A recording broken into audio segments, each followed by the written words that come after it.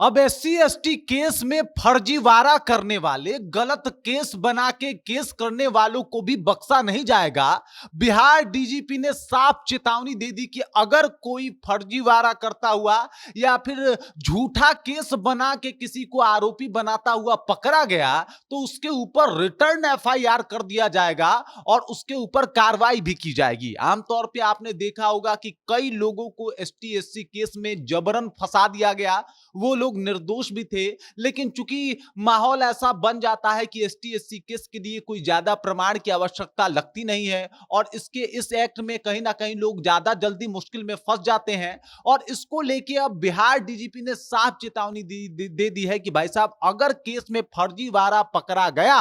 तो समझ जाइए रिटर्न एफआईआर हो जाएगा और आप भी फंस सकते हैं। पूरी जानकारी आपको बताऊंगा, लेकिन उससे पहले मेरा परिचय जान लीजिए। मेरा नाम है रजत और आप जनता जंक्शन देख रहे हैं। मैं आपको बता दूं कि पिछले दिनों एक रील वायरल हुआ था जहां पे दलितों के नेता खुद को कहने वाले चंद्रशेखर रावण का एक बयान जो है वो वायरल हो रहा था उत्तर प्रदेश में, जहां पे वो एक पुलिस अधिकारी को कह रहे थे कि सुनिए, आप मेरी बात मान लीजिए वरना मैं आपके ऊपर एसटी एससी का मुकदमा कर सकता हूं। और साफ तौर पे जब वो रील वायरल हो रहा था तो लोग उसमें ये लिख के कह रहे थे कि देख लीजिए किस तरीके से झूठ मूठ का ये धमकी दे रहे हैं। अच्छा है कि चंद्रशेखर रावण जी बिहार में आके ये धमकी नहीं दिए, वरना उनके ऊपर भी एफआईआर हो सकता था, जिसका प्रावधान जो है अब बता रहे हैं डीजीपी विनय कुमार। आपको बता दूं कि एसटी एससी एक्ट जो है वो कहीं ना कहीं जो भी एसटी एससी के ऊपर अत्याचार होता है उससे बचने के लिए बनाया गया है और इसी के तहत इसके ऊपर काम भी होता है।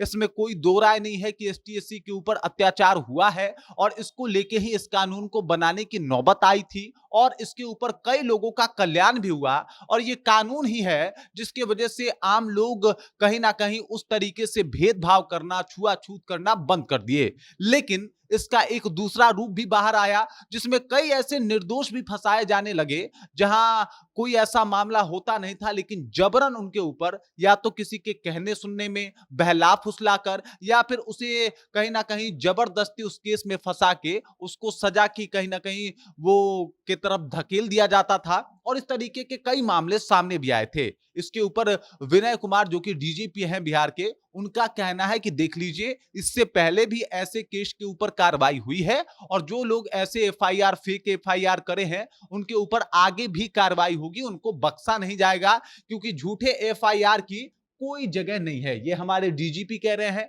और कह रहे हैं कि एसटी एससी एक्ट जो है वो कहीं ना कहीं उन लोगों के लिए बना है जिनके ऊपर वाकई अत्याचार होता है या होते आ रहा है। मैं आपको बता दूं, ये सब कुछ अनुसूचित जनजाति के लिए एक कार्यक्रम का जो है वो रखा गया था और उसी के उपलक्ष्य में जब अपनी बातों को रख रहे थे डीजीपी, तो उन्होंने अपनी सारी बातों को रखा जिसमें उन्होंने बताया कि क्या स्थिति है और किस तरीके से, मतलब अगर कोई फेक एफआईआर करता हुआ पकड़ा जाएगा तो उसके ऊपर कार्रवाई होगी। बाकी इस खबर को लेके, इस जानकारी को लेके और जिस तरीके से अभी डीजीपी ने बातों को बताया कि भाई साहब, अगर कोई फेक एफआईआर करेगा तो उसको बख्शा भी नहीं जाएगा। उन्होंने ये तक कहा कि 140 थाने हैं हमारे यहाँ एसटी एससी के लिए और बाकी जनरल थानों में भी ये प्रावधान है कि एसटी एससी का कोई मामला आए तो आसानी से वहां पे दर्ज हो जाए। मतलब एसटी एससी थाने में तो जो जो वहां के अधिकारी होते हैं वो सारे एसटी एससी कम्युनिटी से ही आते हैं और बाकी जनरल थाना जो है वहां पे भी अगर कोई जाएगा बिहार पुलिस के किसी थाने में तो इस प्रावधान के तहत जो है एफआईआर कर दिया जाएगा, लेकिन एफआईआर फेक नहीं होना चाहिए और किसी निर्दोष को सजा नहीं होना चाहिए। बाकी इस खबर, इस जानकारी को लेके और जो बिहार डीजीपी ने कहा उस बात को लेके आप क्या सोचते हैं, आपके जहन में क्या कुछ चल रहा है, कृपया कमेंट कीजिए और अपना विचार हम तक पहुंचा दीजिए। बाकी आप देख रहे हैं जनता जंक्शन और मेरा नाम रजत है।